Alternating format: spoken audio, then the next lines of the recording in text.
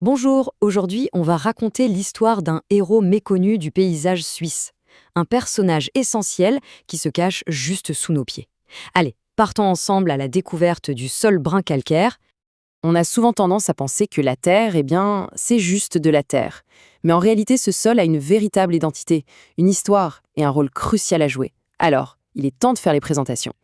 Et pour commencer, comme pour n'importe quelle rencontre, on va d'abord s'intéresser à son apparence, à son identité. Qui est-il, vraiment?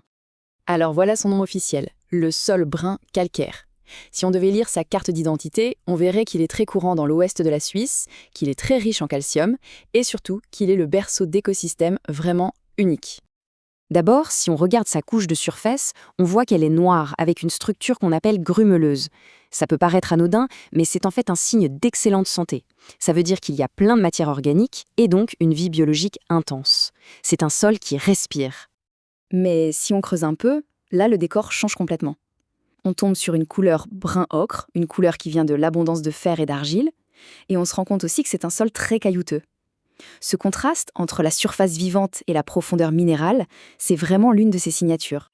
Bon, maintenant qu'on sait à quoi il ressemble, la question c'est d'où vient-il? Parce que chaque personnage a une origine, et la sienne, c'est une histoire fascinante de transformation géologique. Tout part de la roche-mère, une roche très calcaire. Avec le temps, on parle de milliers d'années, elle s'altère, elle se décompose tout doucement. Ce processus libère du fer et de l'argile. Ces éléments descendent, migrent et se lient ensemble plus bas pour former cette couche brun-ocre. Et pendant ce temps, en surface, les plantes mortes, les feuilles, tout ça, se décomposent et créent cette couche noire si fertile. C'est une alchimie lente, mais magnifique. Allez, on continue notre exploration. Où est-ce qu'on peut le trouver ce sol? Et surtout, qui sont ses colocataires? Parce qu'il n'est pas seul, il abrite une communauté de plantes très spéciale. On le croise principalement en Suisse occidentale, que ce soit dans le Jura ou les Préalpes. Et ça, à toutes les altitudes. Il aime bien s'installer sur les buttes, les versants, là où la roche calcaire affleure. Un exemple concret pour se le représenter, les superbes pâturages du Vallon des Mortets dans le canton de Fribourg. Et ce qui est vraiment intéressant, c'est qu'il y a une règle d'or pour vivre ici. Toutes les plantes qui veulent s'installer doivent avoir une qualité bien précise. Elles doivent être ce qu'on appelle calcicoles. Ça veut dire qu'elles doivent tolérer et même aimer les fortes concentrations en calcium.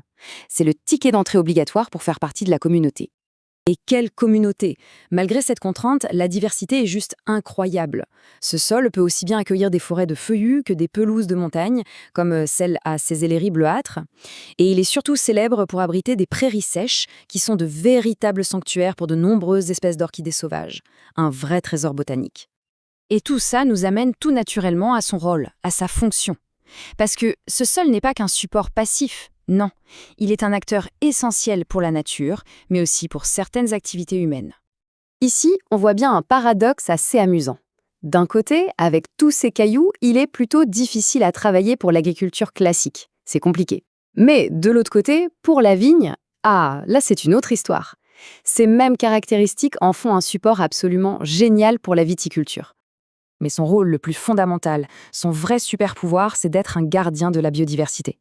En abritant une flore aussi riche, aussi spécifique, avec des espèces rares comme les orchidées, il est tout simplement un pilier de l'équilibre des écosystèmes de la région. Mais voilà, comme dans toute bonne histoire, notre héros a des ennemis. Son équilibre, qui a mis des millénaires à se construire, est aujourd'hui devenu fragile. La question qui se pose, c'est donc, quel est le plus grand danger qui le menace aujourd'hui? La réponse, c'est l'érosion. Le problème, ce sont certaines techniques agricoles, notamment dans les vignobles en pente, qui peuvent abîmer et faire disparaître cette précieuse couche de matière organique en surface.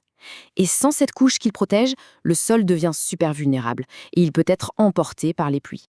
Heureusement, la bonne nouvelle, c'est qu'il existe une solution assez simple et très efficace, l'enherbement. L'idée, c'est de laisser pousser de l'herbe entre les rangs de vignes. Cette couverture végétale va protéger le sol, retenir la terre et maintenir sa structure. C'est une technique gagnant-gagnant. Finalement, ce qu'il faut vraiment retenir, c'est que protéger le sol brun calcaire, ce n'est pas juste une histoire de spécialistes. C'est préserver un paysage qui nous est cher, soutenir une économie locale comme la viticulture, et par-dessus tout, c'est sauvegarder une biodiversité qu'on ne peut pas remplacer. Alors, pour conclure, on peut vraiment se poser la question. Après avoir découvert son histoire, son identité, son rôle, est-ce qu'on peut encore dire qu'un sol, c'est juste de la terre ? On vient de voir que c'est tout un monde, complexe et bien vivant, qui se cache juste là, sous nos pieds. Merci beaucoup.